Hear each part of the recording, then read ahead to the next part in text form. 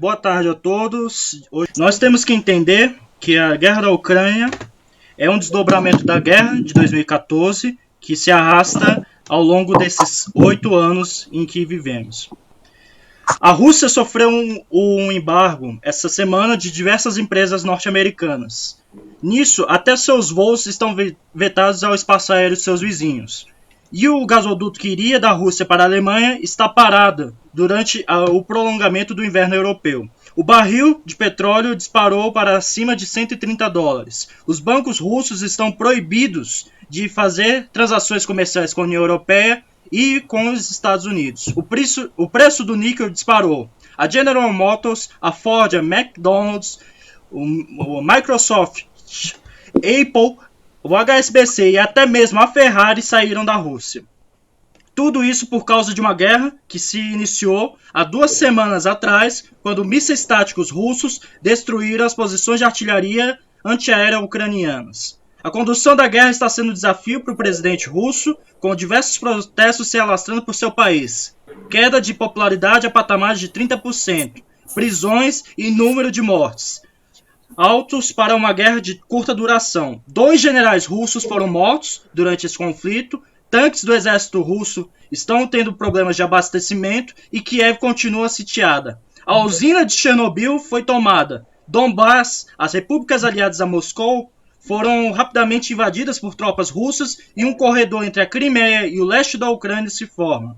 Há inúmeros casos de crimes de guerra, bombardeios a maternidades e explosões contra alvos civis, e também tanques passando em cima de automóveis em cidadãos de fuga. A guerra na Ucrânia é uma guerra europeia com desdobramentos totalmente geopolíticos.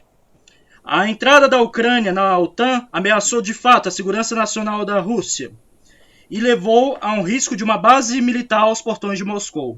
Os russos reclamaram, os parceiros europeus optaram por uma política de apaziguamento e a administração Biden insistiu na entrada da Ucrânia na OTAN. A todo momento houve protestos russos em relação à posição de Zelensky de entrar na União Europeia e na OTAN. E a despeito dessas negociações seguirem no campo diplomático, os Estados Unidos não se mostraram dispostos em estabelecer uma zona de neutralidade entre a Rússia e a União Europeia, através da Ucrânia. O resultado foi o reconhecimento de que o Putin iria fazer com as províncias separatistas do leste da Ucrânia. Mas, assim, eu abro o debate para os amigos.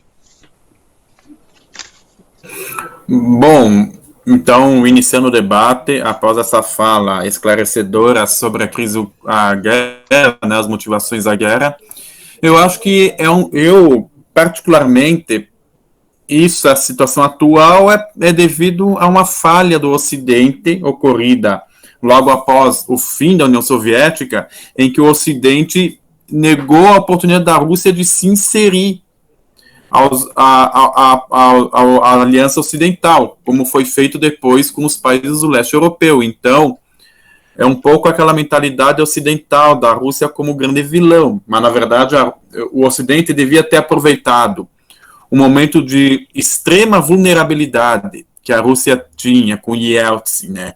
Que o sistema social, o sistema político russo simplesmente foi para o espaço, né? Colapsou para poder integrar maior a Rússia, porque não adianta nada um país se tornar capitalista se não há uma integração efetiva entre os vários mercados, entre os vários sistemas. Aí o Putin aproveitou, inflamou aquela retórica nacionalista, né? Pegou no coração de alguns russos que estavam se sentindo saudosos quando a União Soviética era uma potência, e mais um sentimento nacionalista que na Rússia sempre foi forte desde os tempos do czarismo, e tá aí, conseguiu, se adonou do poder, agora alterou a Constituição para governar até 2036, caso isso ocorra, será o governante com o maior tempo de poder na Rússia desde o czarismo. Né, o Putin se animou, o Putin está animado, a Ucrânia, porque tem aquela história da fraternidade russo-ucraniana, apesar das enormes diferenças existentes na Ucrânia. Então, eu acho que assim, que essa guerra agora vamos num impasse, botar o geral no impasse histórico, e boa parte é culpa do Ocidente. Concordo contigo, Christian. Eu acho que também Uma das coisas que eu acho que contribuiu muito para essa crise, bom, o que eu vou falar que talvez soe até um pouco polêmico, mas a minha opinião todo mundo já sabe. O Memorando de Budapeste, que foi aquele memorando, aquele acordo feito por Kiev, Moscou e Washington, que garantiria ajuda financeira à Ucrânia em troca dela entregar o seu arsenal nuclear, que na época a Ucrânia tinha mais de 1.200 ogivas, ou seja, era o terceiro maior, depois da Rússia, depois dos Estados Unidos. Da Rússia, a Ucrânia era o terceiro maior arsenal nuclear do mundo, né? Só que com o Memorando de Budapeste, os Estados Unidos desarmou a Ucrânia, a Rússia garantiu que nunca invadiria a Ucrânia e os ucranianos, enfim, como a Ucrânia ainda estava passando, se a Rússia estava ruim com Yeltsin, a Ucrânia estava muito pior, porque o medo de muitas pessoas era o seguinte: aquele arsenal ucraniano ser vendido para grupos terroristas, porque a Ucrânia estava tão destruída economicamente que há quem cogitasse na época de que ela poderia vender essas ogivas. Eram 1.600 ogivas. Então, assim, na intenção de evitar com que houvesse essa venda no mercado paralelo, os Estados Unidos resolveu, digamos assim, comprar o apaziguamento da Ucrânia, né? E Moscou garantiu que jamais invadiria a Ucrânia, né? Isso aí é um belo exemplo de pragmatismo político, né? De que não adianta você, em termos políticos, não adianta você prometer, porque o pragmatismo sempre vai quebrar as promessas. E tem inclusive um filme, bom, o Hugo, que entende de cinema, deve saber melhor do que eu, aquele filme Senhor das Armas, se não me engano, que eu acho que tem uma parte do filme que o cara negocia com o general ucraniano lá, compra de tanques. Então, assim, quando eu descobri que a Ucrânia na época tinha o terceiro maior arsenal nuclear e tal, aí eu lembrei dessa cena do filme. Então eu acho o seguinte, realmente o Ocidente eu acho que abriu as portas para isso, né? Não estou isentando o Putin nem nada. O Putin ele tem que responder pelo que está fazendo e tal, mas você desarmar um país, sendo que todo mundo sabe que essa política de manter arsenal nuclear, querendo ou não, bem ou mal, isso evita que o país seja invadido, pelo menos aquela política de não atirar primeiro. Nunca vou jogar minha bomba primeiro, mas se eu me sentir ameaçado, eu vou ter que usar isso, né? Então, assim, eu acho que isso aí foi uma... Na época, o presidente dos Estados Unidos, eu não sei se era... Acho que era o Clinton, já, era o Clinton, se não me engano. Era o Clinton. Eu não sei se é porque o Clinton ele tinha uma posição política muito mais idealista, porque ele estava surgindo depois da Guerra Fria, tinha aquele clima universal de fraternidade que acabou a Guerra Fria, ou se ele realmente fez isso como uma maneira estratégica de garantir o monopólio das armas nucleares para poucos países. Pois não, Alan? Pois sim. A questão é que os Estados Unidos foram irresponsáveis na condução tanto do desmantelamento soviético, quanto também na inserção da Ucrânia na União Europeia e também na questão da guerra civil ucraniana. Então... só mais um pouco. Só para concluir. Sim. O Christian falou sobre a questão de que a Ucrânia poderia se inserir no quadro europeu no momento que a Rússia estava fraca.